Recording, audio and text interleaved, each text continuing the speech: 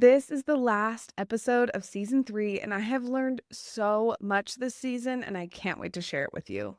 There are some really good nuggets of wisdom in this episode, so buckle up. Hi, I'm Andi Smiley, your friendly podcast guide. I help you create a podcast that is fun and fulfilling. I share tips, stories from my own journey, and insights from podcasters I admire. In this episode, I'm sharing the top 5 things I learned during season 3 of the Friendly Podcast Guide. And just as a reminder, if you only have the capacity to implement one thing, at the end of the episode, I'll tell you what that one thing should be, so you don't feel overwhelmed trying to figure out where to start. This season was lots of fun. So many pivots, so many experiments, and I can honestly say that I am so grateful to be a podcaster and be part of this lovely podcast community.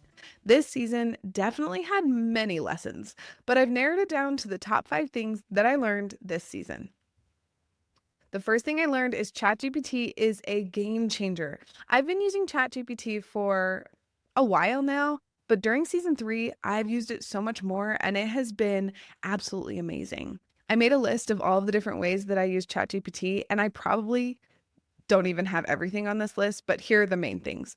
I use ChatGPT to find gaps in my episode, like things that you all want to hear about, but I just forgot to talk about, or an aspect of that topic that I haven't included. I'll just copy and paste my episode outline straight into ChatGPT and ask for any gaps that I might have missed. And ChatGPT usually gives me about 5 different things to possibly add. And I don't usually add all of them, but there's always a couple that I'm like, oh yeah, I really should have talked about that.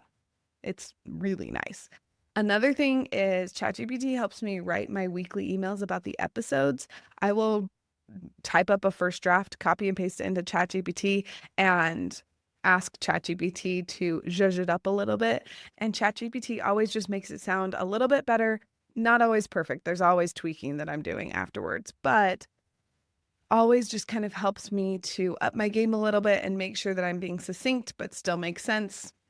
It's really nice. Another thing is I use ChatGPT to write my captions for my Pinterest pins and for my posts.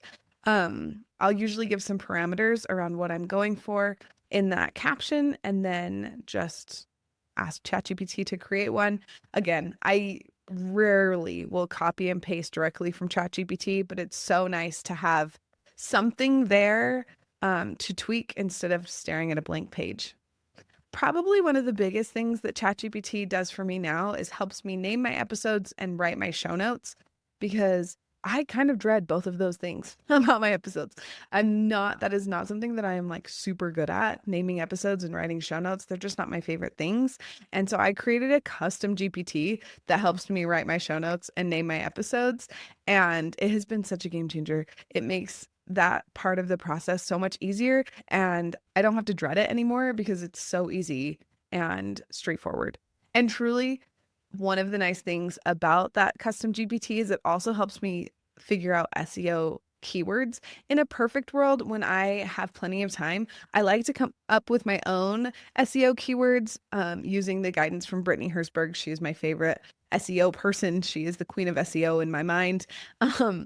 So when I have time, I like to come up with my own SEO keywords, but we live in the real world, not a fairy tale where I have all the time in the world. So when I don't have time to figure out my own SEO keywords, my custom GPT also figures out SEO keywords, which is so nice. So using ChatGPT has been the biggest game changer. I'm so grateful for it, and it has truly made it so that I have more energy and time to do my favorite parts of podcasting, and let ChatGPT help me with the parts that aren't really in my like zone of genius.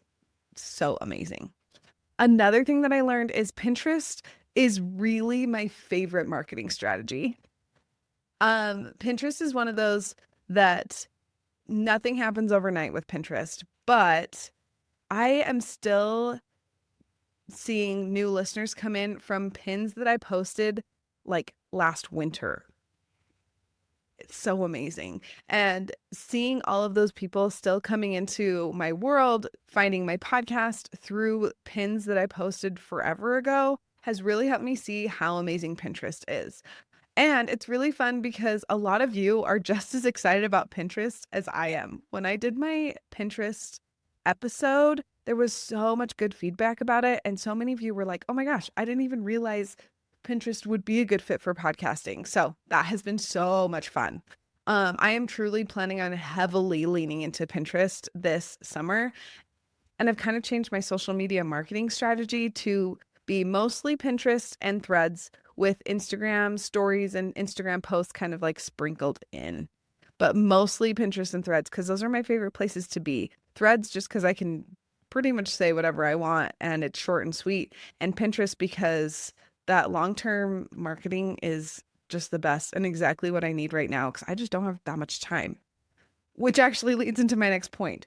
I am able to create 5 pins about an episode and schedule them for the week in under 30 minutes. Like, and that takes care of most of my social media marketing in 30 minutes. That's insane. So it's just been such a game changer and I love it so much. Several of you told me that you tried Pinterest after hearing my episode about it. And a few of you said that you created your first pin ever because of my episode. And that made me so happy because truly Pinterest is the best. And I'm so glad that you are taking advantage of it and using it for you because we just don't have as much time as we would like for marketing. And Pinterest is one of the best ways to like get the most bang for your buck.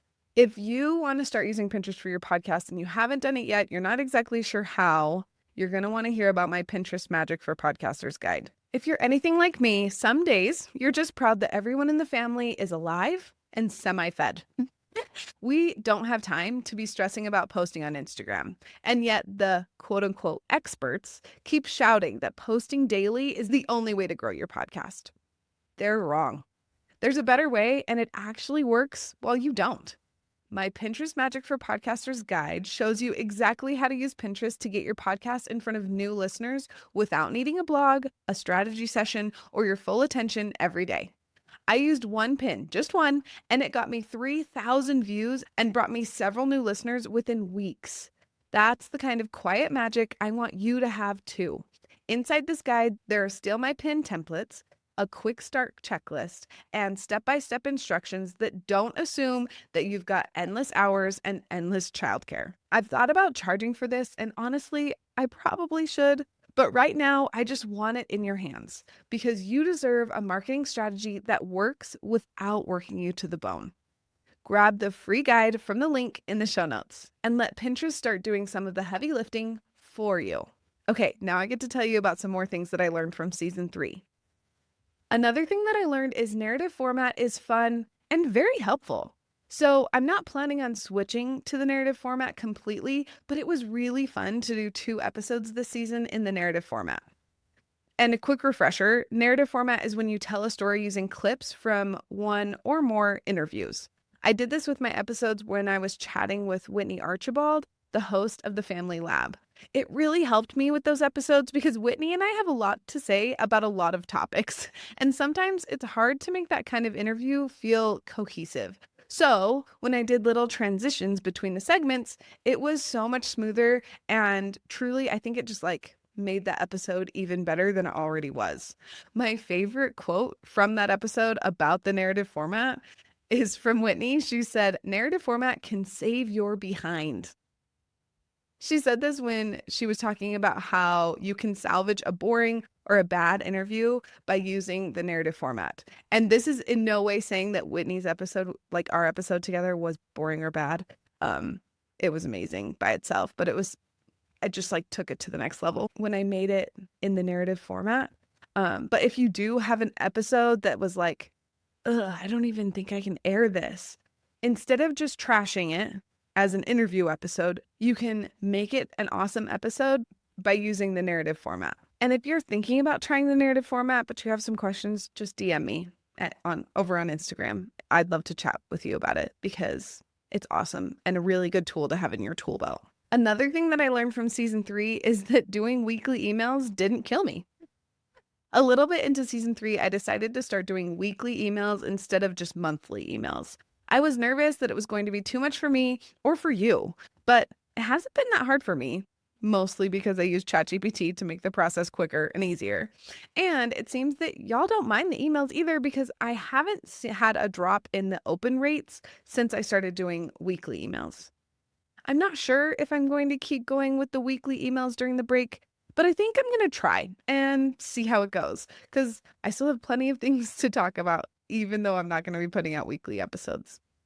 I think it'll be fun and a nice way for us to stay connected during the break. And the last thing I want to talk about on this episode about things that I learned from season 3 is talking about my podcast in real life is hard, but usually fun. In March, I had a goal of talking about my podcast in real life every day that month. I did miss some days, but by the end of the month, it was definitely easier and less awkward to bring up my podcast. In my planner, I have a spot where I write down what I can talk about, word for word, what I can say about my podcast for that week. And that was such a lifesaver. Like, seriously, it was the best and exactly what I needed. And I call them curiosity statements because it just kind of like opens the door for people to be curious about my podcast and ask questions about it.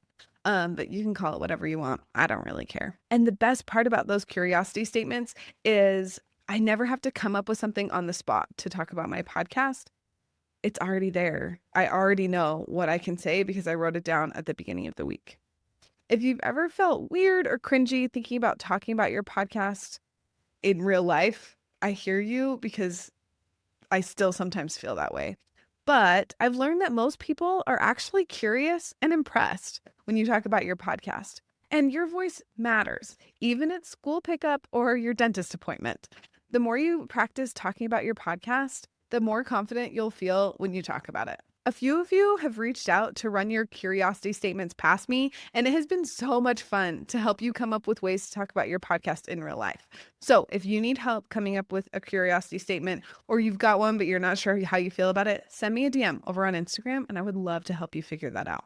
As I'm wrapping up this episode and this season, here's the one thing you should implement in your podcast if you're feeling overwhelmed and not sure where to start. And that is try using ChatGPT or another AI chatbot for your podcast. It will help you save time and energy for the parts of podcasting that feed your soul. I would recommend not just copying and pasting whatever ChatGPT pops out for you. It's going to need a little tweaking. Pretty much anything that I get from ChatGPT still needs to be tweaked before I use it.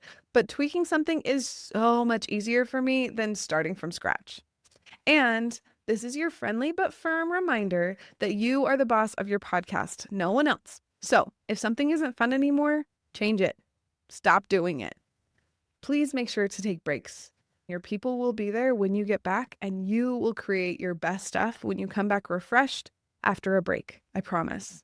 Taking breaks is totally worth it. And I am not only talking the talk, but also walking the walk by taking a break between seasons. If this episode helped you, would you mind sharing it with another mom who wants to podcast without burning out? Your recommendation would mean the world to me. And thank you so much to everyone who has already recommended the Friendly Podcast Guide to their mom podcaster friends. Season 4 is already shaping up to be full of so much fun stuff. I've got a few interviews lined up that I know are going to be super helpful for you, and if we're being honest, for me too.